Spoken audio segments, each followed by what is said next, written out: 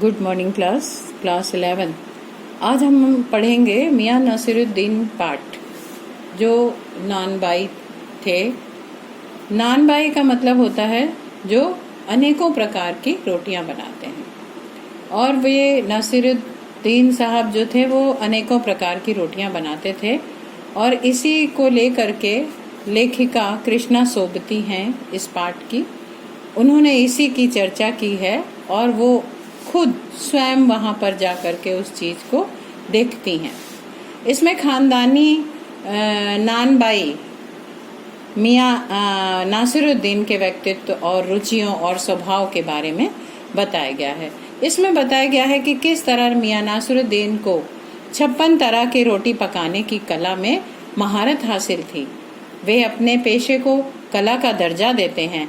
जो वो रोटियां बनाते थे जितने भी प्रकार की, उसको वो कला मानते थे।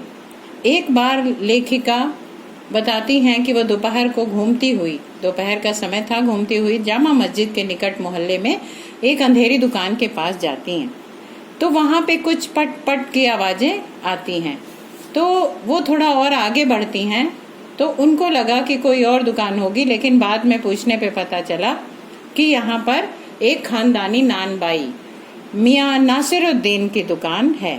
नानबाई कहते थे जो अनेक तरह की रोटियां बनाते हैं। उन्हें यह भी मालूम हुआ कि अंदर झांका उन्होंने, तो अंदर झांक कर देखा कि वो वहां पर बैठे आराम से बीड़ी पी रहे हैं। और उनको वहां पर मालूम हुआ कि जो है मियाँ 56 प्रकार की रोटियां वहां पर बनाते हैं और इसके लिए मशहूर हैं। दूर दूर से लोग आते हैं और उनकी रोटियां ले जाते हैं। लेखिका कहती हैं कि जब उन्होंने नासिरुद्दीन को देखा तो वो एक मजे हुए कलाकार मतलब जो काम करने में बहुत अधिक निपुण हो, उस तरह से लग रहे थे। उनके चेहरे पर इस तरह के तेवर थे। आरंभ में तो मियाँ उन्हें ग्राहक समझ लेते हैं। जब उनको देखते हैं तो सोचते हैं कि कोई ग्राहक आया है और उससे पूछते हैं सवाल, लेकिन बाद में ज्ञात होता है कि वो कौन है। तो वो पूछती हैं कि मैं आपसे मिलना चाहती हूँ। तो बोले कि आप कोई अखबार और पत्रकार वाले हों तो फिर मत आइए, मैं आपके सवाल का जवाब नहीं दूंगा। क्योंकि उनका कहना था कि अखबार और पत्रकार जो होते हैं वो लोग फालतू की बातें, प्रश्न पूछते हैं और उसको छाप देते हैं अगले दिन।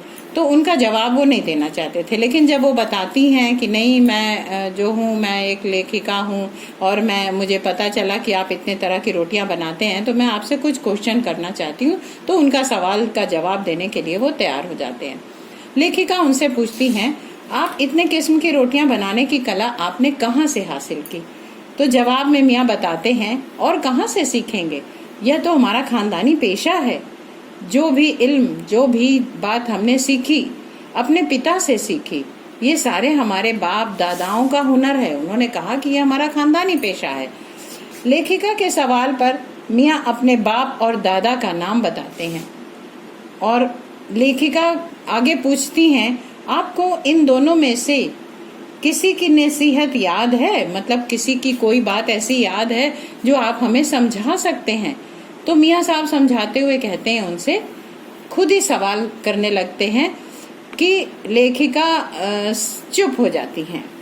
उनसे सवाल करते हैं कि ऐसे कैसे कोई सीख लेता है, और आप इतना खुद ही देखिए। पहले जैसे आप लोग हिंदी में काखा गागा पढ़ते हैं, वैसे अलिब्बे सेते हमारे यहाँ पढ़ा जाता है। इसका मतलब पहले हमने भट्ठी जलाना सीखा, बर्तन धोना सीखा, फिर उसके बाद हमने अपने काम को सीखा। तो हमारे जो गुरु थे वो हमारे बाप दादा ही थे। फिर मियाँ साहब उन्हें अपने लफ्जों में उदाहरण देते हुए समझाने लगते हैं उनको अपनी बातें। लेखिका फिर सवाल करती हैं, यहाँ और भी नानबाई हैं? तो वो और ज्यादा चेहरे पे भाव ला करके बोलते हैं कि हाँ बहुत है, पर कोई खानदानी नहीं है। मतलब पुराने उनके बाप दादाओं का बिजनेस यहाँ पर नहीं है। मियाँ अपने तो पूर्वजों के बारे में बताते हुए कहते हैं कि उनके पूर्वज इतनी अच्छी रोटियां बनाते थे कि एक बार बादशाह के दरबार में भी बनाते थे, और बादशाह ने उनसे एक बार फरमाया कि मियाँ ऐसी कोई चीज खिलाओ जो ना आग से पके ना पानी से, तो लेखिका ने उत्सुक होकर पूछा, तो आपने बनाई? तो बोले हाँ। तो लेखिका ने कहा कि ऐसी क्या चीज बनी? तो वो कहते हैं, क्यों ना बनती, हम क्यों बताएं आपसे। बादशाह सलामत ने खूब खाई और खूब तारीफ भी की उसकी। अब लेखिका को लगा कि ये तो भाई ऐसी कौन सी चीज है कि जो हम नहीं जानते और ये बताना भी नहीं चाहते। तो वो लेखिका बार बार उनसे पूछती हैं कि आप उसके बारे में हमें बताइए। तो वो दूसरी बातें करने लगते हैं। उनके सवाल का जवाब ना देने के लिए, अरे तुम्हारी बेटी आई थी, आज नहीं आई रोटी लेने, और इस तरह से दूसरे लोगों से गोलमाल जवाब देने लगते हैं और लेखिका को उसके बारे में नहीं बताते। और फिर लेखिका ने कहा कि आप किस बादशाह के यहाँ काम करते हैं, उन्हीं का नाम बता दीजिए। तो फिर उनको थोड़ा सा गुस्सा आ जाता है नासिरुद्दीन को और कहते हैं कि आप तो सवालों के पीछे ही पड़ गईं, हम आपको क्यों बताएं। अरे बादशाह थे बादशाह, और किसके बारे में हम बता सकते हैं।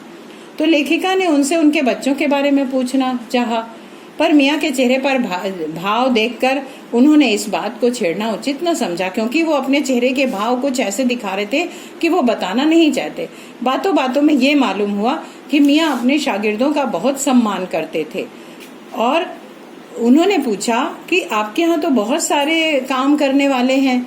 तो कहते हैं, हाँ, इन सब को मैं वेतन देता हूँ, ये इनको सिखाया है और इनको वेतन देता हूँ, इस तरह से ये, और समय पर वेतन देता हूँ, और ये लोग रोटियां बनाते हैं। अब उनको इस में देखा लेखिका ने कि मेरी बात में दिलचस्पी नहीं दिखा रहे हैं, क्योंकि लेखिका ने बार बार सवाल पूछ लिया था कि आखिर कौन से बादशाह के दरबार में आपके पूर्वज काम करते थे। तो वो इधर उधर की बातें करने लगते थे। जब लेखिका पूछती हैं कि ज्यादातर इस भट्टी में कौन सी रोटी बनती है, तो फिर वो पीछा छुड़ाने के लिए बोले कि हम तो बहुत तरह की रोटियां बनाते हैं, बकार खानी, शीर, माल, ताफ, तान, बेसनी, खमीरी, रुमाली, गाव, दीदी, गाजेबान, तुनकी आदि बहुत सारी रोटियों के बारे में बता दिया। और बोले, पहले जो हमारी दुकान पे खाने वाले लोग आते थे, अब ऐसे कद्रदान जो इन रोटियों की चाह रखते थे, अब वो नहीं है, और वो खाने और पकाने दोनों की कद्र करते थे। लेखिका मियाँ नासिरुद्दीन की रोटी बनाने की कला और अपने पेशे के प्रति समर्पण देखकर कि उनका अपने पेशे के प्रति क्या समर्पण है, ये देख करके बहुत खुश हुई। और फिर उन्होंने ये देखा कि नासिरुद्दीन जो है वो उनकी बातों का जवाब नहीं देना चाहते, तो वो फिर सीधे अपने वहाँ घर पे आ जाती हैं। और उनको लगा कि हाँ, रोटी अनेक प्रकार की बनाते हैं, और उनके कहने के अनुसार वो बहुत से लोगों की सराही हुई ये रोटी बनती है, और आज उनके प्रशंसक नहीं हैं, लेकिन बादशाह का नाम आते ही वो उनकी बातों को, लेखिका की बातों को अनसुना कर देते हैं।